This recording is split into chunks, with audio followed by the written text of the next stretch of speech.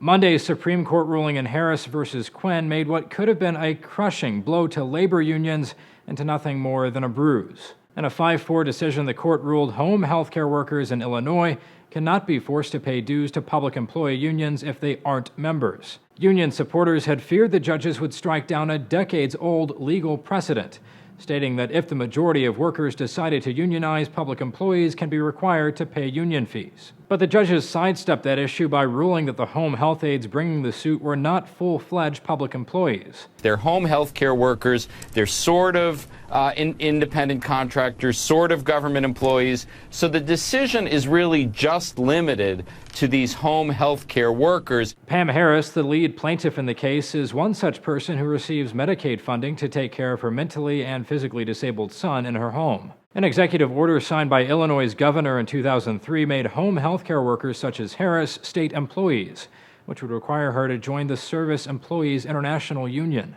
That meant she would have to pay union dues, and her home would be considered a union shop because it's where she provides care for her son. Our objective was to remove the threat of unionization in a family home and to preserve the relationship between a mom or a dad caring for their disabled adult child. But a writer for The Economist says it could have been much worse for unions. If the court had overturned the earlier ruling, that could have severely hurt public sector unions, as it could have allowed all state employees to enjoy union-negotiated pay deals without shouldering any share of the cost of collective bargaining. Still, the losing side isn't thrilled with the ruling.